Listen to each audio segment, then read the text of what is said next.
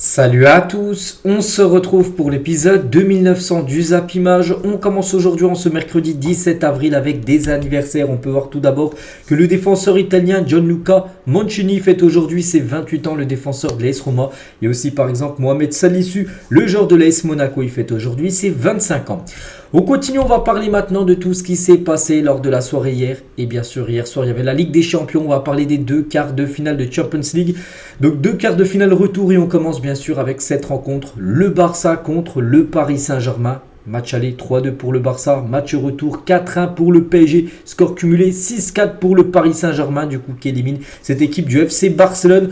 Donc un match totalement fou, on va parler bien sûr de tout ce qui s'est passé, il y a beaucoup de choses à dire. Donc tout d'abord, les buteurs du match, à noter que le Barça a ouvert le score dans cette rencontre à Rafinha, buteur au bout de 12 minutes de jeu, et après, il y a eu un fait de match tout simplement. Araujo, carton rouge, et ça a totalement changé la donne lors de cette rencontre. Donc Dembélé, Vitinha et doublé de Kylian Mbappé, et du coup le PSG logiquement s'est imposé parce qu'à 10 contre 11 c'était quasiment mission impossible pour le FC Barcelone contre le PSG. Donc les statistiques en faveur totale du Paris Saint-Germain, 62% de possession de balle, 21 tirs, 9 tirs cadrés, 4 buts marqués. De côté Barça, donc 38% de possession de balle, 8 tirs seulement, 4 tirs cadrés, donc un but. Donc ça a été très compliqué bien sûr, comme j'ai dit, avec ce rouge qui a totalement changé le match. Et ben voilà, le Barça du coup est éliminé. Donc c'est surtout le Paris Saint-Germain qui se qualifie. On va parler des deux équipes. On va commencer tout d'abord avec l'équipe qui se qualifie, bien sûr, le Paris Saint-Germain. Et la remontée fantastique. Donc je ne sais pas si on peut prendre le mot remontada parce qu'il y avait seulement un but à remonter, mais on peut dire comeback, bien sûr, c'est un retour du PSG et la remontée est belle pour le PSG. Donc le Paris Saint-Germain du coup se qualifie pour les demi-finales de la Ligue des Champions. Quelle prestation incroyable des Parisiens ce soir, peut-être le plus beau match à l'extérieur du PSG en match élimination directe de Ligue des Champions certainement. Donc le PSG rejoint le dernier carré de la compétition de la Ligue des Champions pour la troisième fois en 5 ans. Donc c'est plutôt pas mal. Donc contre Leipzig en 2020, contre Manchester City en 2021 et ça sera Dortmund. Vous savez bien sûr, Dortmund, on en parlera tout à l'heure de cette équipe. Donc voilà, 3 demi-finales quand même pour le PSG sur les 5 dernières années. C'est bien, c'est même très bien. Et on parlait beaucoup de cette statistique après le match perdu, le match aller. Jamais un club français n'avait réussi à se qualifier au tour suivant après avoir perdu le match aller à domicile en Ligue des Champions. Le Paris Saint-Germain l'a fait. Ils ont perdu le match à domicile, le match aller, puis ils ont gagné le match retour. Donc voilà, cette série, les gars, n'est plus d'actualité. Le PSG a cassé, on peut dire, cette triste série, on peut dire, pour le football français. Et Luis Enrique, avant le match, il a dit le PSG n'a jamais renversé un match éliminatoire. Demain sera le jour où nous allons le faire. Et c'est vrai que Luis Enrique, il faut en parler parce que première année qu'il est du côté de Paris. Et il amène l'équipe au moins en demi-finale de la Ligue des Champions. Donc il y a la Ligue 1 qui est quasiment acquise avec 10 points d'avance sur Brest, avec un match en retard par rapport à Brest. La Ligue 1, ça va être fait. Et la finale de la Coupe de France le 25 mai prochain, là dans un mois et une semaine, contre l'équipe de Lyon. Donc pour l'instant, le PSG est engagé encore dans toutes les compétitions. C'est pas souvent le cas, les gars. On est quand même 17 avril, donc souvent le PSG est déjà éliminé des fois de la Coupe de France, des fois de la Ligue des Champions. Donc des fois il n'y a plus que la Ligue 1. Il y a des années précédentes où il n'y a que la Ligue 1 en mode de 17 avril. Donc là il y a encore 3 compétitions à aller chercher pour le Paris Saint-Germain. Et c'est vrai qu'il peut réaliser pour sa première saison au club. Luis Enrique peut réaliser un triplé historique avec le PSG. Ce serait incroyable. Il y a même le quadruplé s'il gagne tout. Parce qu'il y a eu le trophée des champions qui a été remporté. Bon, on est encore très loin de tout remporter. Mais bon, voilà, le PSG qualifié. Donc oui, le PSG peut croire bien sûr à une victoire finale en Ligue des Champions quand en demi-finale, l'objectif c'est d'aller en finale. Et bien sûr de gagner la compétition. Et Luis Enrique à la fin du match. Donc tout d'abord, hyper content. On a fait des premières minutes merveilleuses. Le résultat est juste. C'est vrai que voilà, sur l'ensemble du match, il n'y a rien à dire. Bien sûr, le PSG mérite sa qualification. Je n'ai pas encore revu les images. Là, il parle de l'arbitrage.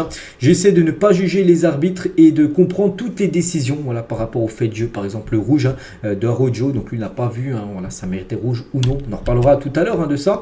Luis Enrique sur Kylian Mbappé, donc il faut revoir la pression mise sur lui et aussi sur Ousmane Dembélé. Il a été un leader indiscutable, bien sûr, Kylian Mbappé. On se souvient, son match aller, il l'avait loupé, il n'avait pas été bon. Le match retour hier, il marque marque un doublé, Kylian Mbappé. N'oubliez pas qu'il avait marqué aussi un triplé il y a 2 ans sur le même score. Ça avait fini aussi 4-1 pour le PSG. Donc voilà, Mbappé a fait mal tout simplement à cette équipe du Barça. Et toujours avec Luis Enrique, je ne veux pas être stupide de choisir. Donc les 2 remontadas sont importantes parce qu'il était également présent lors de la remontada du Barça contre le PSG 6-1. C'était lui l'entraîneur du Barça. Et cette fois-ci, il a refait remontada, un comeback. Parce qu'il y avait moins de buts à remonter. Mais cette fois-ci dans l'autre camp, côté Paris Saint-Germain. Et Luis Enrique sur les matchs reportant en Ligue 1, il a dit la mentalité qu'on doit avoir, c'est de jouer chaque match à fond, même quand on sera champion. Parce que pour lui, bien sûr, le PSG va être champion, bien évidemment. Mais avec du coup ces deux matchs de demi-finale, donc il va faire certainement tourner bien sûr, parce que les demi, les gars, c'est premier match aller, c'est dans 2 semaines. Voilà, donc ça sera le premier je crois 30 avril ou le 1er mai. Donc voilà, c'est dans 2 semaines, soit le mardi ou le mercredi, on ne sait pas encore. Donc voilà, ça arrive bien sûr très vite. Nasser, les gars, très content. Nasser, il était présent, donc Nasser, le président du PSG. On a les meilleurs supporters du monde. Paris joue pour la France, on est fiers de ça. Donc voilà, on a le meilleur entraîneur. Voilà, donc on était comme chez nous avec eux. Donc voilà ce qu'il a pu dire Nasser, bien sûr, très content parce qu'on sait qu'il a vécu beaucoup d'humiliations, des illusions avec des éliminations du PSG ces dernières années. Et là, bien évidemment, très content et savoure que l'équipe du PSG atteigne au moins le dernier carré de cette Champions League. On va parler maintenant de l'homme du match. C'est lui, c'est Ousmane Dembélé. On peut voir avec le Stade Montjuïc derrière. Et c'est vrai qu'il a fait un gros match, Ousmane Dembélé. Bon, les premières minutes ont été un peu compliquées. Il perdait beaucoup de ballons. Il n'avait pas du tout passé avec Cancelo. Mais au fil du match, il a commencé à se mettre dedans. Puis après, il a été très bon. Il a fait beaucoup de mal à son ancien club. Donc félicitations Ousmane Dembélé, c'est mérité. Bon, ça aurait pu être Bradley Barcola. Je pense que Barcola aurait pu le remporter aussi ce prix parce que c'est pour moi lui l'homme du match, Bradley Barcola, parce que c'est lui qui fait tourner le match avec le rouge de Araujo. C'est lui qui provoque le rouge. Donc bon, après il le mérite aussi bien sûr, Ousmane Dembélé. Donc félicitations bien sûr à Ousmane. Donc il a mis ça sur sa publication Instagram, donc voilà, liké par Kylian Mbappé, tu mérites trop frère, voilà ce prix bien sûr MVP, meilleur joueur de la rencontre, donc il a dit donc en demi, merci à tous pour le soutien, les paris, donc voilà. Et Dembélé, c'est vrai qu'on l'a beaucoup vu sourire, bon surtout en fin de match, en début de match c'était plutôt la crispation quand le PSG était éliminé, et Dembélé qui sourit au sifflet et insulte des supporters du Barça, parce que j'avais dit, dès qu'il allait toucher le ballon, tout ça, il allait siffler, insulter, et c'est vrai qu'il y avait même plus de sifflets sur Dembélé que Kylian Mbappé, futur joueur du Real Madrid. Et c'est vrai que voilà, quand le PSG était virtuellement qualifié, il y avait beaucoup de sourires après sur en gros il prenait de la force avec les sifflets tout simplement du public catalan. Donc voilà, quelques photos, c'est qu'à chaque fois qu'il était filmé, à chaque fois on le voyait en train de sourire, Ousmane Dembélé lors de cette rencontre, et c'est vrai que c'est lui qui permet au PSG déjà d'égaliser sur un centre. Là c'est Bradley Barcola qui centre, et c'est vrai que Dembélé des fois lui, j'ai l'impression, les gars, des buts tout faciles, il n'arrive pas à les mettre, et des buts compliqués. La semaine dernière, but compliqué quand même à mettre, il le met, et là hier aussi c'est compliqué à le mettre, parce qu'il y a Cancelo au marquage avec lui, et il la met sous la barre transversale, magnifique frappe puissante, donc vraiment on comprend pas, voilà, de mettre des buts très compliqués, il les met, alors que des fois c'est tout facile, et met à côté. Et Dembélé face au Barça, il a marqué 2 buts, match aller, match retour, et Dembélé en phase d'élimination directe de Ligue des Champions avec le Barça, c'est 2 buts, voilà, donc en gros, il a marqué autant de buts avec le Barça en plus de 6 ans en match élimination directe de Ligue des Champions qu'avec le PSG en plus 2 matchs contre le Barça, son ancien club. Donc là aussi c'est une stat totalement folle. Donc il a marqué, il a aussi provoqué un penalty, le penalty du 3-1, le but en gros de la qualification, on peut dire, du PSG. Donc sur une faute, oui, de Cancelo, il y a faute, il n'y a rien à dire les gars, même les supporters du Barça le disent qu'il y a faute, il touche là, il y allait trop rapidement, Cancelo, il aurait dû canalisé, parce que là il est encore loin, regardez, il n'est pas du tout dans les buts où il va pas tirer bien sûr, Dembélé, donc là voilà, Cancelo n'a pas à faire cette faute, donc tant mieux bien sûr pour Ousmane Dembélé, parce qu'il provoque le penalty et il obtient le penalty. Et tiens, il revient aussi sur l'accueil explosif qui lui était réservé, donc je l'ai très bien vécu, car je l'ai déjà vécu en 2021 de me faire siffler ici à Barcelone, parce qu'à l'époque il jouait aussi au Barça, il avait été sifflé par rapport à des mauvaises performances, il était sifflé, donc c'était pas une première pour lui d'être sifflé par le Barça. Donc cela n'affecte pas mon jeu, les sifflets ne changent rien. Il a également dit, le collectif c'est la clé de tout. Un joueur ne peut pas gagner un quart de finale tout seul, c'est pas possible. Le coach nous le rabâche depuis le début de la saison du collectif. En gros, le plus important c'est le collectif, et là on est en demi. Donc voilà ce qu'il a pu dire à la fin du match, Ousmane Dembélé. Et Dembélé, les gars, avait prévenu Malik Bentala, donc c'est un humoriste, on peut dire, donc parce que c'était parlé sur Instagram, hein, donc on va leur faire le coup, voilà, t'inquiète pas, tout le monde nous croit mort.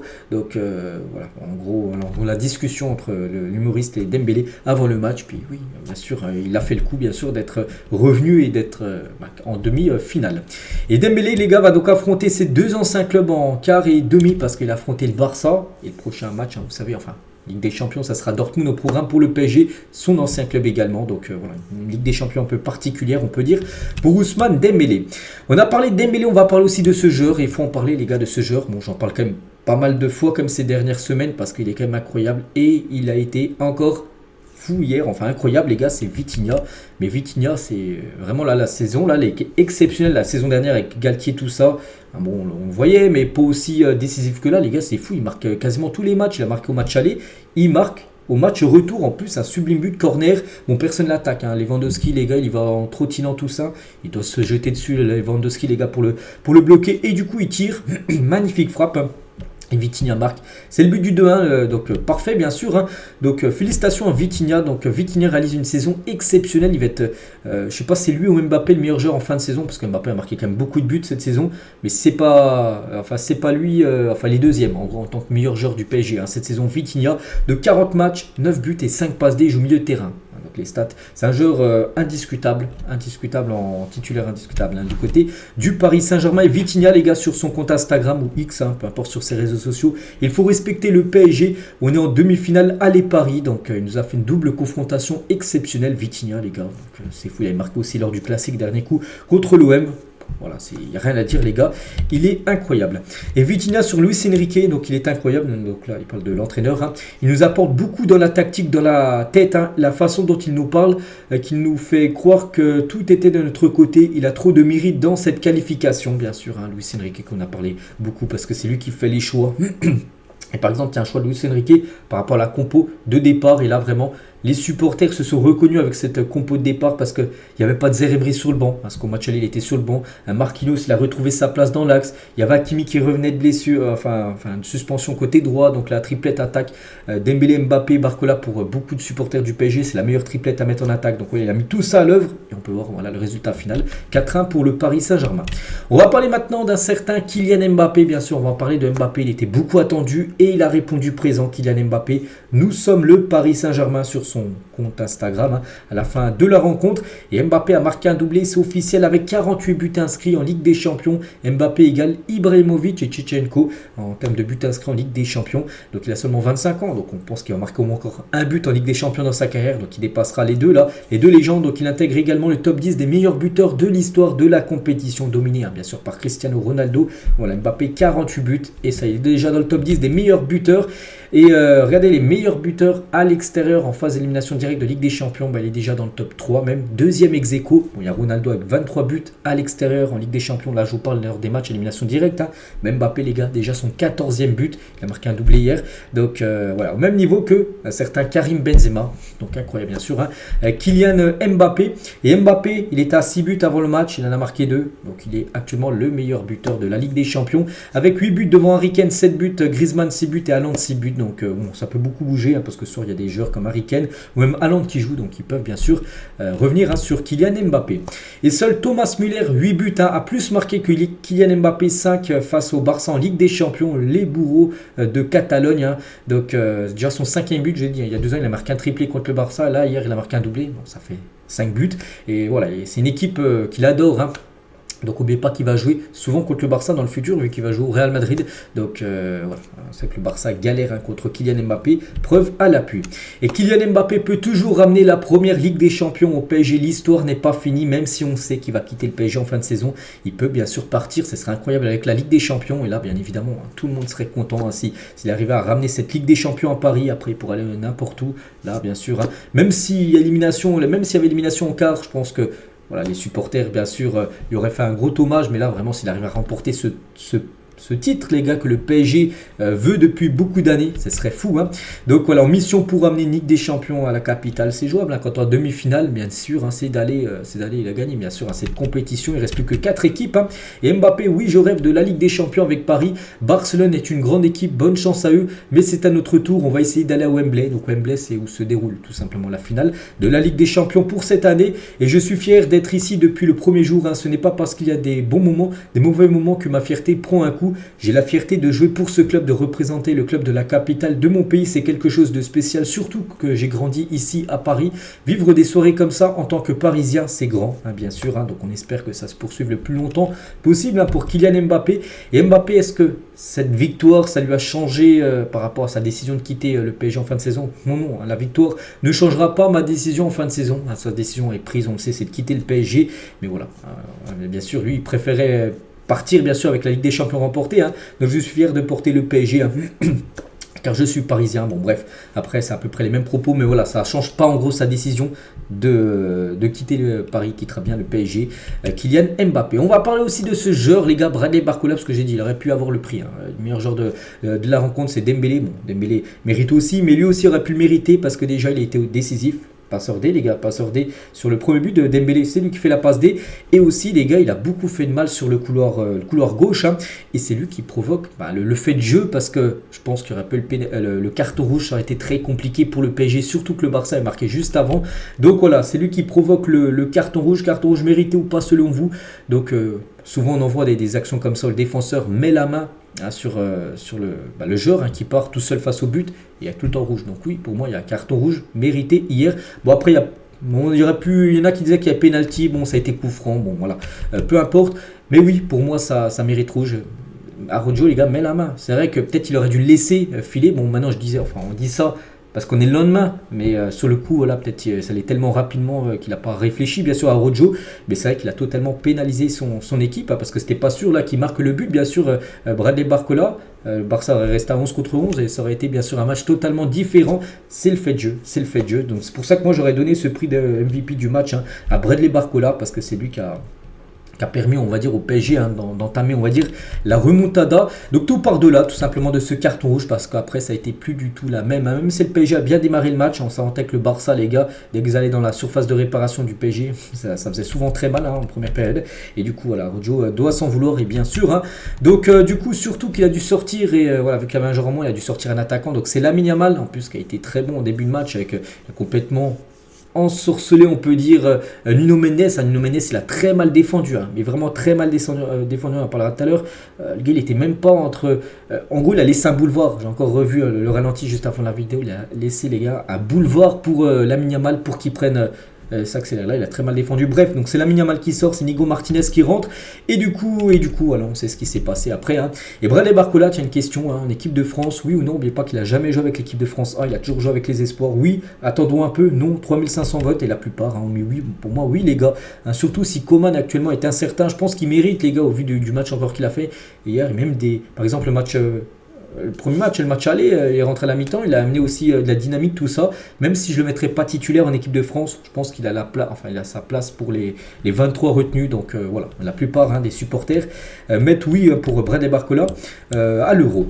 Marquinhos aussi ce soir, ça a été très fort parce que Marquinhos, on sait qu'il a l'étiquette, l'image, hein, du joueur qui floppe lors des grands soirs, hein, comme hier ça a été un grand soir, hein. Donc on se souvient des humiliations, tout ça à Manchester United, tout ça au Real Madrid. Donc cette fois-ci, voilà, il a fait un très gros match, bien sûr, un Marquinhos, hein. On va parler aussi de Hakimi, parce qu'Hakimi n'était pas là au match aller, il était là au match retour, il a été exceptionnel, hein, sur son couloir droit, hein. C'est vrai que Marquinhos avait été là au match aller, il n'apportait pas en profondeur, alors qu'Hakimi, tu le sens, il a beaucoup apporté devant, puis voilà, bien sûr, Hakimi, les gars, c'est du top niveau, on le sait, hein. Et Hakimi est devenu hier soir, hein, le joueur marocain le plus capé de l'histoire de la Ligue des Champions, 45 matchs à égalité avec Hakim Ziyech, petite info concernant Achraf Hakimi. Et c'est vrai qu'il a fait son match, hein. Et regardez par exemple les joueurs qui ont obtenu des grosses notes aujourd'hui dans le journal équipe. Donc Mbappé, Barcola, Dembélé, Vitinha et Marquinhos ont obtenu la note de 8 sur 10, donc très bon match de leur part, hein.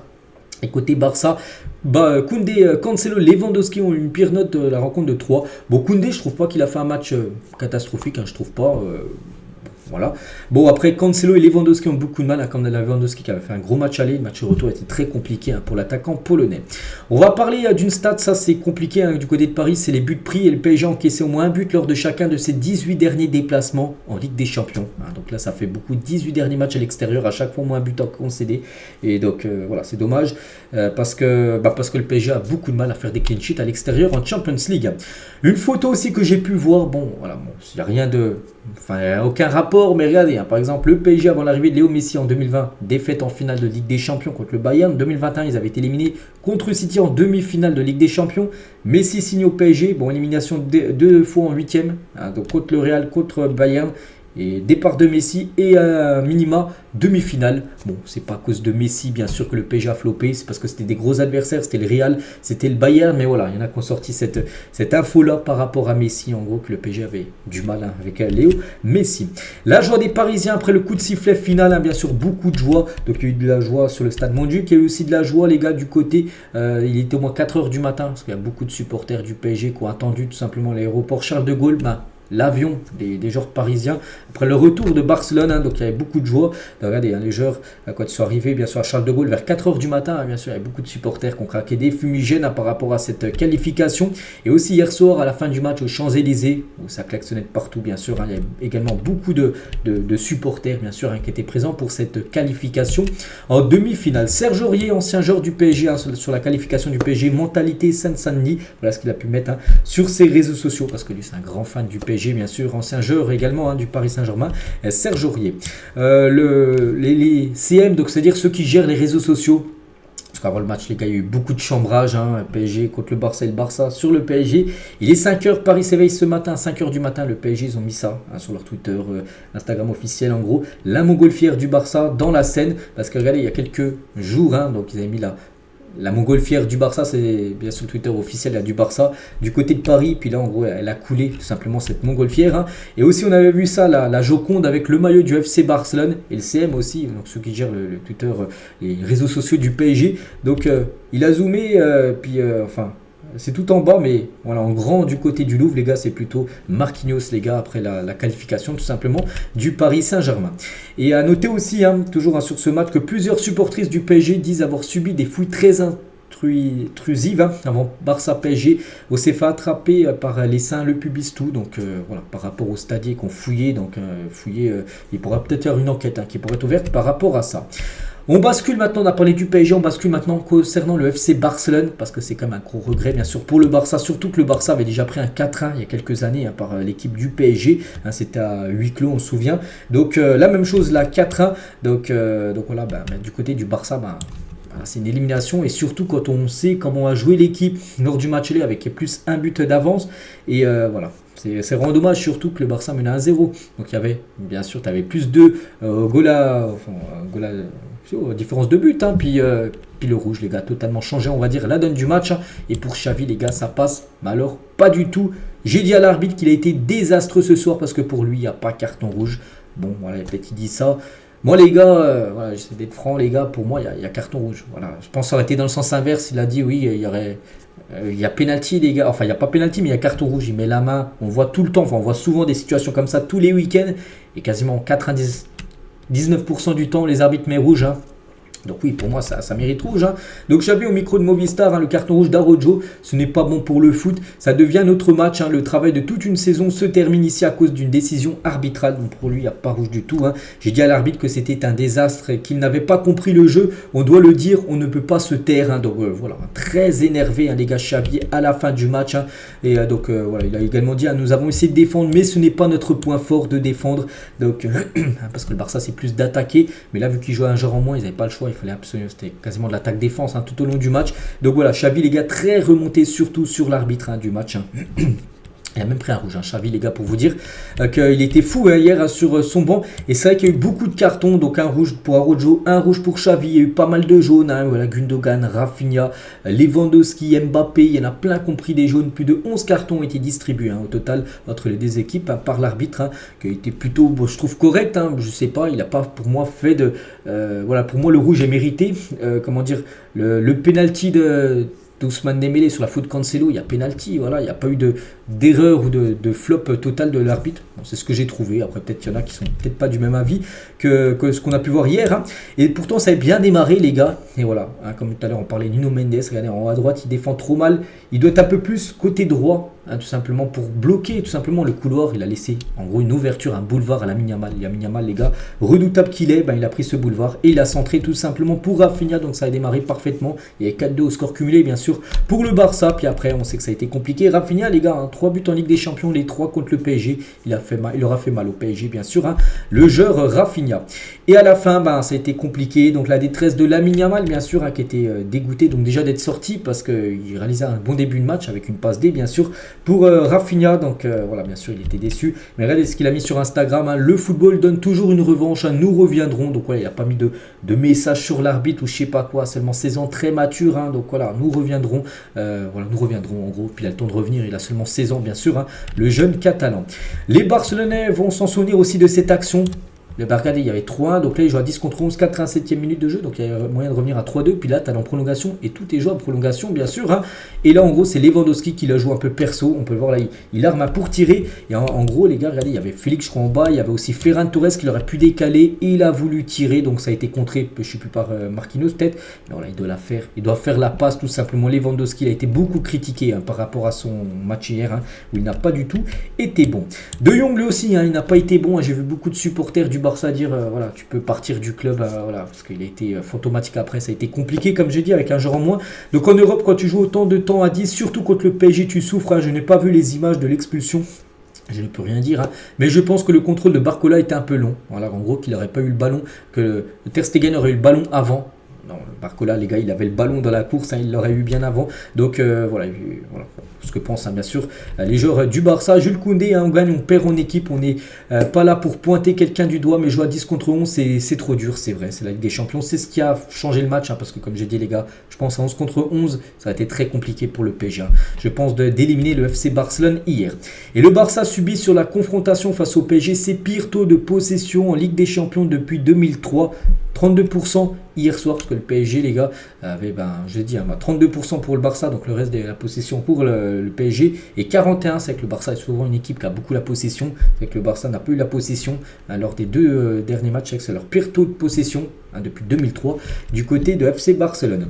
Et le gros coup dur également pour le Barça, c'est qu'avec cette élimination, et c'est officiel, le Barça ne jouera pas la Coupe du Monde des clubs 2025, il fallait sortir un meilleur parcours que l'Atlético Madrid en Champions League. Pour cela, les colchoneros y participeront. Économiquement, les Catalans comptaient beaucoup sur cette compétition parce que l'été prochain, 2025, il y a la Coupe du Monde des clubs avec beaucoup d'équipes. Il y aura 32 équipes comme une Coupe du Monde des pays, mais avec les clubs. Et du coup, il y aura 2 équipes espagnoles. Donc, il y a le Real Madrid et c'était soit l'Atlético, soit le Barça. Et du coup, le Barça devait faire un meilleur parcours que l'Atlético en Ligue des Champions.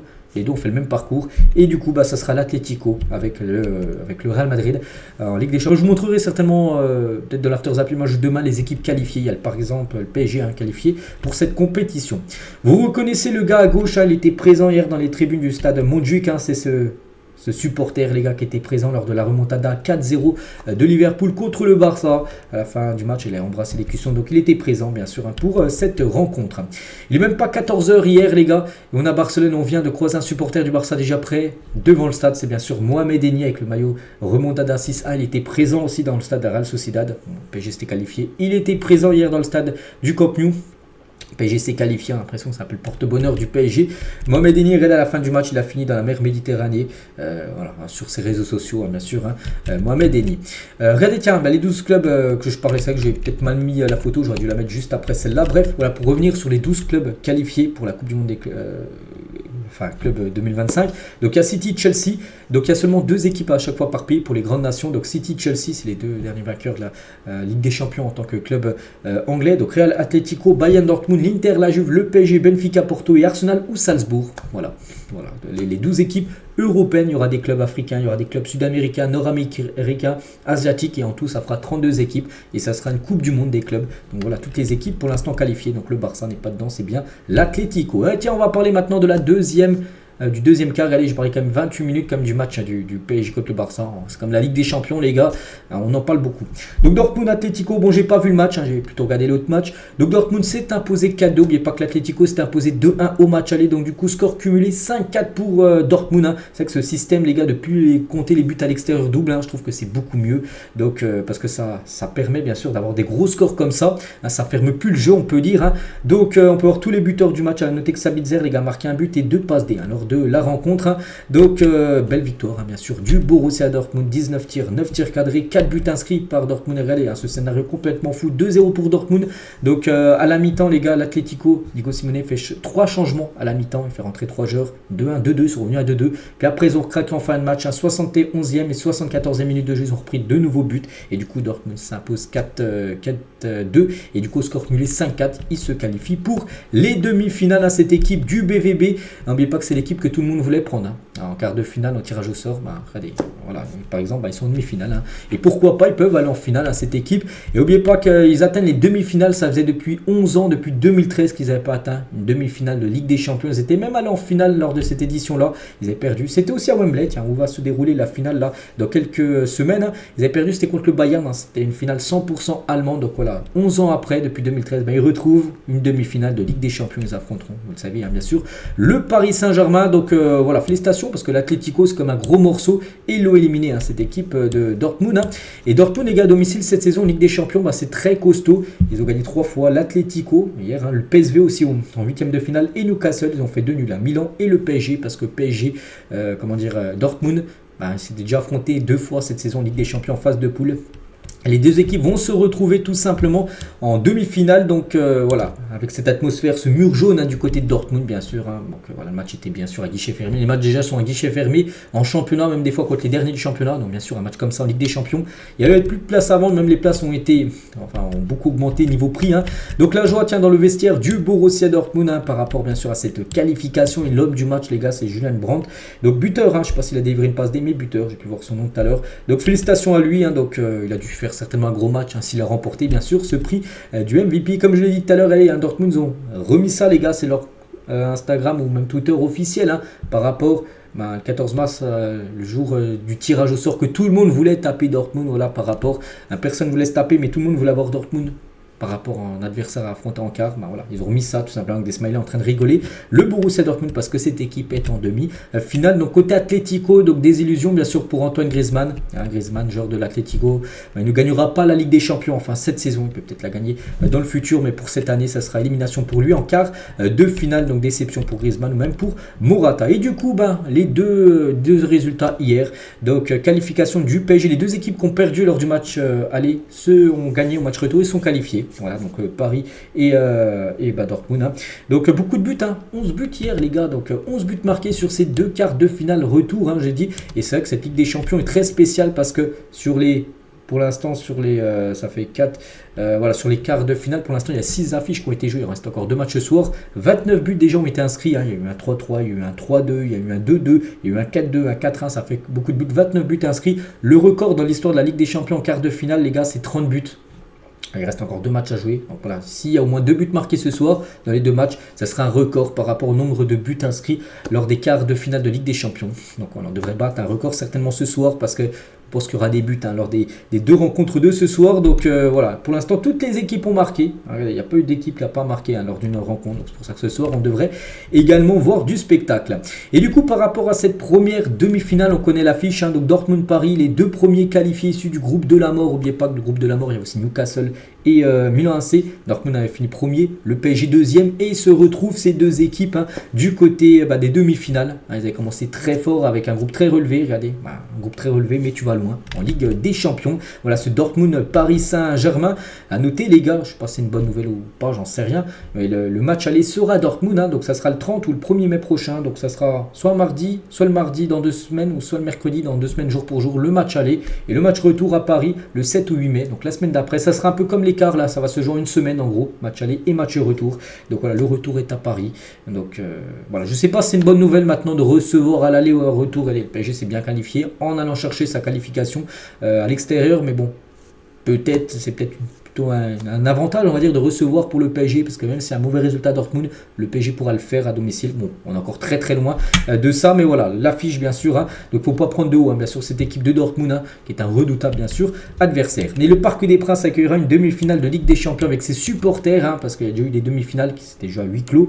Donc au Parc des Princes, une première depuis 29 ans.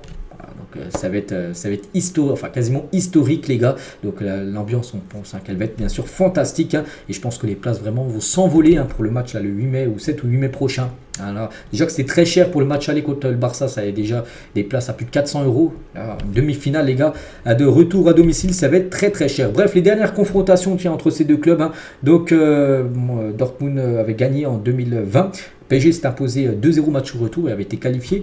Gagnant là, le PSG cette saison à domicile 2-0 et match nul 1 partout. Donc bon, voilà. Bon là c'était avantage peut-être PSG par rapport au dernier match, hein, parce que sur les 3 derniers matchs, PSG n'a pas perdu, même 2 victoires. Mais là les gars, c'est une demi-finale. Là, il n'y a pas de je sais plus quoi, on regarde les stats d'avant, non. Voilà, demi-finale. Hein, Dortmund va être ultra motivé, pareil pour le PSG. Voilà, ça va se jouer comme ça s'est joué hier les gars, sur des détails. Par exemple, un détail hier, le rouge hein, qui a fait changer totalement la rencontre. Et il y aura une partie 2 hein, pour Ousmane Dembélé, parce que Dembélé est venu éteindre son ancien club, donc, le Barça. Donc là, il va retrouver bien sûr le Borussia Dortmund, un club qu'il avait joué avant de signer du côté du Barça.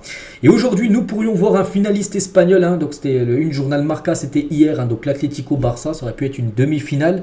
Et du coup, ça le saurait hein, pour le football espagnol. Il faudra compter sur le Real Madrid ce soir, comme souvent, bien sûr, pour voir une équipe espagnole en demi-finale sur cette édition. Et tiens, on va parler du Real, parce que ce soir, le Real Madrid se déplace à l'Etihad Stadium à Manchester City. N'oubliez pas que le Real avait pris un 4-0 la saison dernière à Manchester City. Bon, là, il y a eu trop match aller. Donc, c'est comme s'il n'avait pas existé le match aller, vu qu'il n'y a pas eu de but. Donc, là, c'est sur un match sec. C'est comme si c'était une finale, en gros. Hein, sur 90 minutes, ça va se jouer. Je ne sais pas qui est le favori pour ce soir. Hein, mais je sais que nous sommes le Real Madrid. Hein, voilà ce qu'il a pu dire Jude Bellingham. Et l'intérêt de City l'été dernier, parce que avant de signer au Real, le City le voulait absolument aussi. Hein. J'ai parlé à beaucoup de clubs, mais dès que le Real Madrid est arrivé, c'était une évidence pour lui de signer du côté du Real Madrid. Je ferai le gros avant-match, les gars, de cette rencontre sur ma chaîne.